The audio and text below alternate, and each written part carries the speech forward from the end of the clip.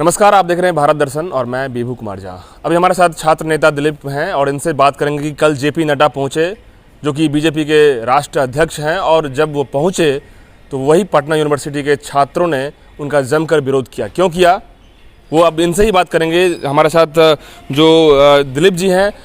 दिलीप भैया, आखिर क्या वजह थी कि जेपी नड्डा के पहुँचने के बाद जब पहुँचते हैं पटना यूनिवर्सिटी तो कई छात्रों ने घेर के जम के नाराबाजी की, यहाँ तक कि अभद्र भाषा का उपयोग किया?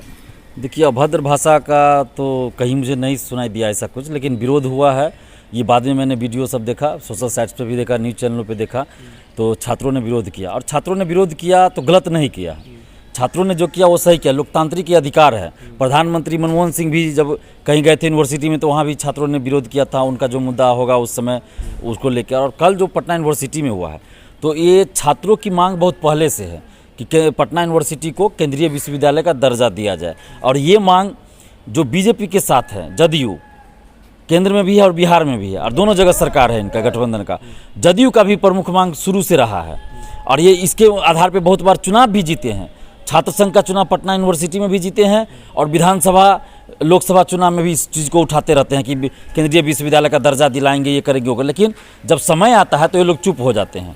यहाँ तक कि ये आपको ABVP जो बीजेपी की ही एक छात्र संगठन है, उसका भी ये डिमांड रहा है पहले से। चुनाव में ये लोग प्रचार करते हैं, ABVP वाले जो है अखिल भारतीय विद्यार्थी परिषद, उन्होंने भी चुनाव में ये कहा था कि हम पटना यूनिवर्सिटी को सेंट्रल यूनिवर्सिटी का दर्जा दिलाने के लिए लड़ेंगे, ये करेंगे, जबकि सरकार दोनों जगह इन्हीं की है।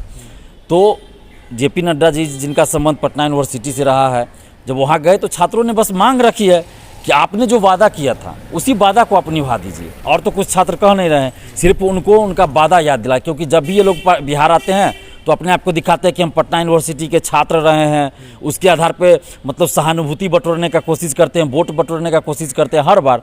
तो जब छात्रों ने ये मांग किया कि आप पटना यूनिवर्सिटी को सेंट्रल यूनिवर्सिटी का दर्जा दीजिए, तो इनको इस पर एक शब्द तो बोलना चाहिए ना कि हम देंगे कि नहीं देंगे। इतना तो बोल देना चाहिए ना कि हम नहीं दे सकते हैं, या देंगे तो कब देंगे। क्योंकि जब 2017 में प्रधानमंत्री जी आए थे साइंस कॉलेज में, पटना यूनिवर्सिटी का जब शताब्दी वर्ष समारोह का शुभारंभ हुआ था, तो उसमें भी प्रधानमंत्री के सामने नीतीश कुमार जी मुख्यमंत्री जो हैं, उन्होंने ये मांग किया था कि पटना यूनिवर्सिटी को सेंट्रल यूनिवर्सिटी का दर्जा दीजिए। उस समय मोदी जी ने क्या लंबा चौड़ा भाषण दे किया, घुमा फिरा के कह दिया कि ऐसा चीज़ देंगे कि सेंट्रल यूनिवर्सिटी का दर्जा देने से भी बड़ी बात हो जाएगी। लेकिन क्या दिया पटना यूनिवर्सिटी को या बिहार के यूनिवर्सिटी? कुछ नहीं मिला। तो झूठा वादा आप कीजिएगा और जब आप फिर जनता के बीच या छात्रों के बीच जाएगा और छात्र अगर आपको याद दिला रहे हैं वादा, तो इसमें गलत तो नहीं है। मैं नहीं समझता। मैं तो समझता हूँ जिस तरह से पटना यूनिवर्सिटी में छात्रों ने वादा याद दिलाया है, तो वैसा हर नेता के साथ होना चाहिए, चाहे किसी भी पार्टी का नेता हो, किसी भी पार्टी का सांसद हो, विधायक, उससे मतलब नहीं है।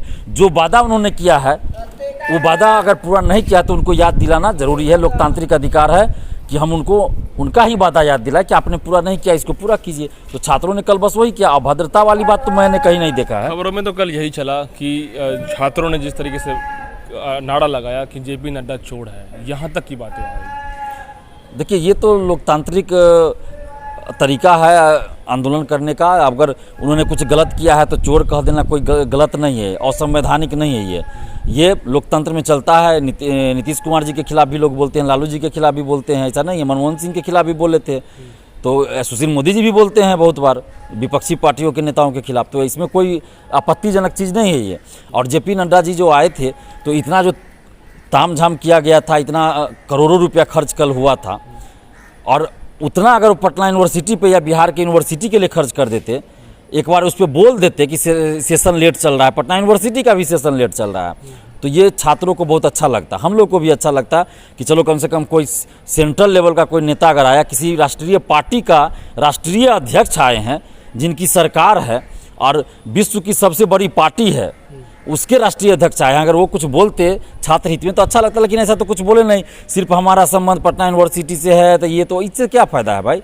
आपका संबंध पटना यूनिवर्सिटी से है, इससे क्या फ़ायदा हम लोग को है? कोई फ़ायदा नहीं। आपने यूनिवर्सिटी को क्या दिया? कुछ नहीं दिया। यूनिवर्सिटी ने आपको दिया, इस लायक बनाया कि आप किसी राष्ट्रीय पार्टी के अध्यक्ष आप हैं, राष्ट्रीय अध्यक्ष हैं, इस लायक आपको यूनिवर्सिटी ने ये नॉलेज दिया, पढ़ाया। लेकिन आपने उस यूनिवर्सिटी के लिए क्या किया? कुछ नहीं किया। तो अभी जितने भी बड़े बड़े नेता हैं सब पटना यूनिवर्सिटी से निकले हुए हैं, लेकिन सभी मिल के पटना यूनिवर्सिटी को ही बर्बाद कर दिए। आज तो पटना यूनिवर्सिटी खंडहर बन गया है।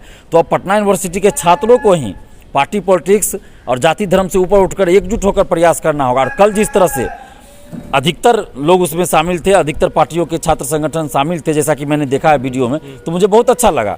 चलो एक पार्टी के लोग नहीं आए क्योंकि उनकी सरकार है, उनके राष्ट्रीय अध्यक्ष आए तो वो शामिल नहीं हुए, उनका प्रोटोकॉल है कि वो कैसे शामिल होंगे। लेकिन बाकी के जो लोग थे शामिल, 4-5 दलों के थे, जो छात्र संगठन है वो लोग खास के, तो मुझे बहुत अच्छा लगा कि चलो कम से कम किसी मुद्दे पे तो ये लोग एकजुट होकर आए हैं। और आगे भी हम अपील करेंगे कि चाहे एबीवीपी क्यों ना हो, एबीवीपी भारत का सबसे बड़ा राष्ट्र ये छात्रों का संगठन है, तो कम से कम एबीवीपी को चाहिए कि भले आप बीजेपी का संगठन, ये लोग नहीं मानते हैं कि बीजेपी का, लेकिन हकीकत यही है, तो भले आपकी सरकार है दोनों जगह, लेकिन अगर सरकार कुछ गलत कर रही है, स्टूडेंट्स के खिलाफ कुछ काम हो रहा है, तो आप आवाज़ उठाइए, उनके हक के लिए आवाज़ उठाइए, तो आपको लोग पसंद करेंगे।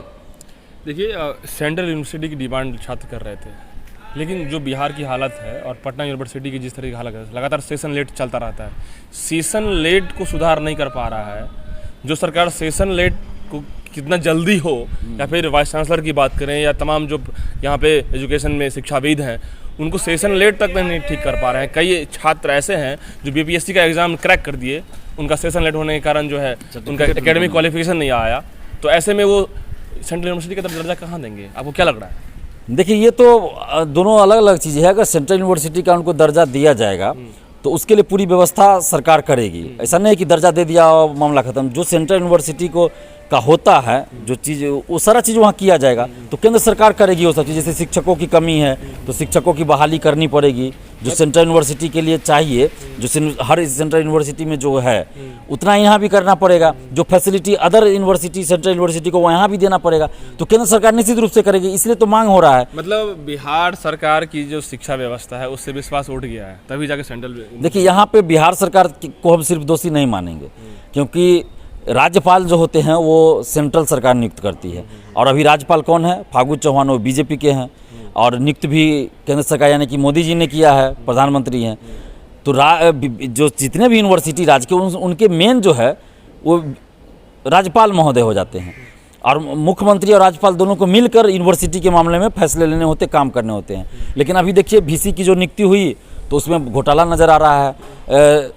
मगध यूनिवर्सिटी के VC सहित कई अधिकारी फंसे हुए हैं घोटाला में। अदर यूनिवर्सिटी का ये हाल है। कई यूनिवर्सिटी ऐसे जहां VC साल में 2 दिन, 4 दिन, 5 दिन गए हैं। तो इसके लिए सिर्फ राज्य सरकार को हम दोषी नहीं मानेंगे, इसके लिए राज्यपाल महोदय भी जिम्मेवार हैं, क्योंकि उनको भी मॉनिटरिंग करनी चाहिए। और जहां VC नहीं है, अस्थायी VC नहीं, वहाँ अस्थायी VC की नियुक्ति करनी चाहिए। तो इसमें कोई एक दोषी नहीं, दोनों दोषी है, मुख्यमंत्री भी और राज्यपाल की तो भूमिका इसमें है ही कि नियुक्ति राज्यपाल के अंतर्गत होना। राज्यपाल इसके लिए सर्वे सर्वा है नियुक्ति करने के लिए, तो राज्यपाल महोदय क्यों नहीं कर रहे हैं? जहाँ VC नहीं है, 2 साल से VC ही नहीं वहाँ नियुक्त किया गया, तो क्यों नहीं VC नियुक्त किया जा रहा है? वहाँ VC नियुक्त करे राज्यपाल।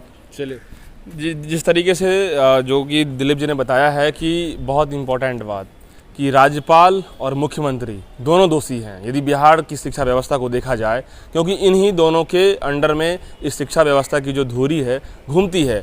जब महामहिम राज्यपाल भी इस पर यदि फोकस ना करें, मुख्यमंत्री नीतीश कुमार ना फोकस करें, तो कहाँ से शिक्षा व्यवस्था बढ़िया होगा। जहाँ तक सेंट्रल यूनिवर्सिटी की डिमांड छात्रों ने किया कल, और JP नड्डा के बारे में कई सारे बातें कही कि विरोध किया, ऐसे में JP नड्डा ने एक भी आश्वस्त की जो बात होती है आश्वासन नहीं दी, और उन्होंने डिफेंस मतलब उन्होंने अपने आप को ये बचाने की कोशिश की कि यूनिवर्सिटी में आएंगे और छात्रों की मुद्दा की बात ना हो, छात्र डिमांड ना करें, तो फिर हो नहीं सकता। लेकिन आखिर जो स्टूडेंट्स किस बात के लिए वो उग्र हुए थे, किस बात के लिए आवाज़ लगा रहे थे, इनका जिक्र तक नहीं किया गया। आखिर ऐसा क्यों है? क्योंकि जब बीजेपी के राष्ट्रीय अध्यक्ष पहुँचे और उस पर में यदि छात्र जो जिस छात्रों के द्वारा वो भी आंदोलन करके उतना बड़े जगह पर पहुँचे हैं, उनकी बात तक नहीं सुनी जाएगी, तो आप सोच सकते हैं कि क्या हालत है।